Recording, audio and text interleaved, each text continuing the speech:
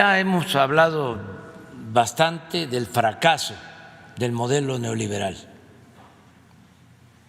No estamos en crisis económica por la pandemia. Estamos en crisis económica porque fracasó el modelo neoliberal. La pandemia lo que hizo fue precipitar la caída del modelo neoliberal,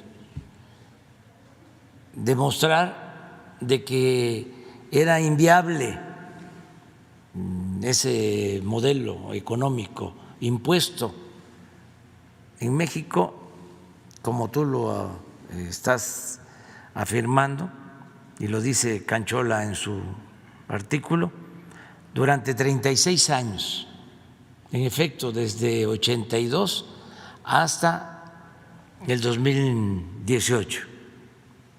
Pero ya ese periodo es historia, ya no queremos más de lo mismo. Por eso no se está aplicando una política económica neoliberal en el país, que es sinónimo en efecto de saqueo. Debe de saberse y es comprobable, se puede probar, de que nunca en la historia de México se había llevado a cabo un saqueo tan grande como el que se realizó durante el periodo neoliberal, en los 36 años del periodo neoliberal. Ni en los 3 siglos de dominación colonial saquearon tanto como en el periodo neoliberal. Y en efecto, hay una monstruosa desigualdad económica y social en el país. Estamos como cuando Morelos llamó a que se moderara la indigencia y la opulencia.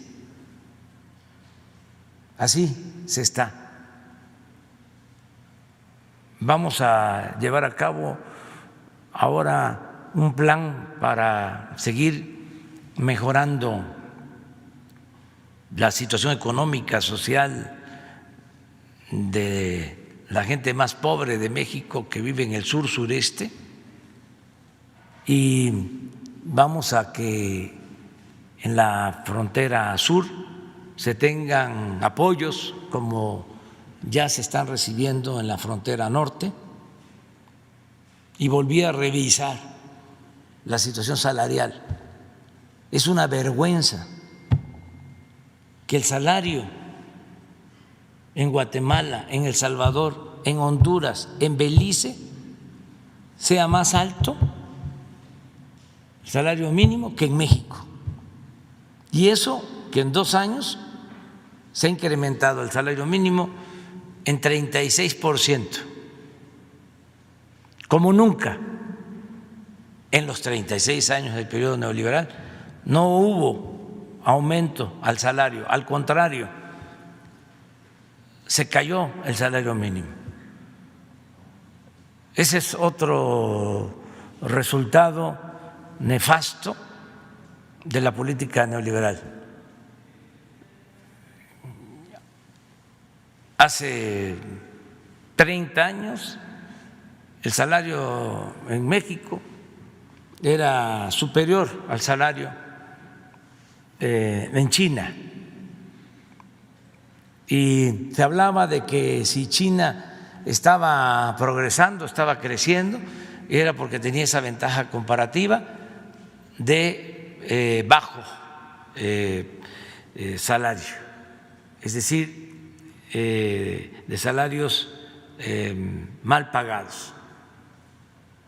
Ahora resulta que el salario en China es más elevado que el salario en México. Y estos tecnócratas corruptos engañaron diciendo que si aumentaban los salarios iba a haber inflación ¿No se acuerdan de eso? Bueno, nosotros hemos aumentado 2 años el salario y no ha habido inflación. Se ha mantenido la inflación de acuerdo a las proyecciones del Banco de México. Esos son los sofismas que utilizaron para engañar y para imponer un modelo en beneficio de una minoría y en contra del interés general, del interés del pueblo. Entonces, eso es lo que está cambiando. ¿Qué es traición a la patria? Bueno, es muy amplio el concepto. Si se estableció desde la primera Constitución Federal de 1824 de que a los presidentes se le podía juzgar, sobre todo se escribe en la Constitución de 1857, por traición a la patria, a los presidentes de México, y decía la Constitución del 1857, por delitos electorales. En la Constitución del 17, a pesar de que fue una Constitución avanzada en lo social, pero como ya se estaba proyectando el sistema político presidencialista,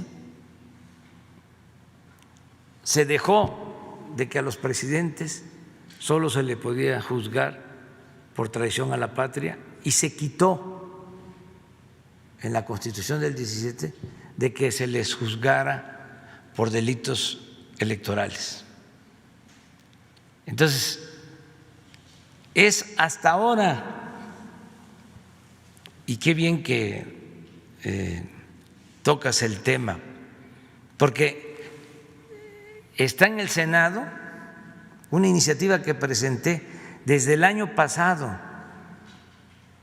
para que al presidente de México se le pueda juzgar como a cualquier ciudadano por todos los delitos, y la tienen congelada. Es increíble que si estoy planteando, si estoy mandando una iniciativa para que se reforme el artículo 108 de la Constitución y el presidente en funciones, es decir, el que les habla, pueda ser juzgado por cualquier delito, no solo por traición a la patria. Es increíble que la oposición no quiera aprobarlo.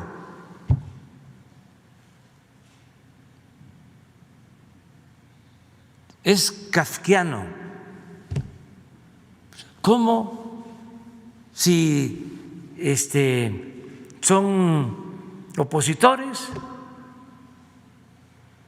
si están los de Frena 1, los de Frena 2 en contra de nosotros, que quieren que yo renuncie y me vaya?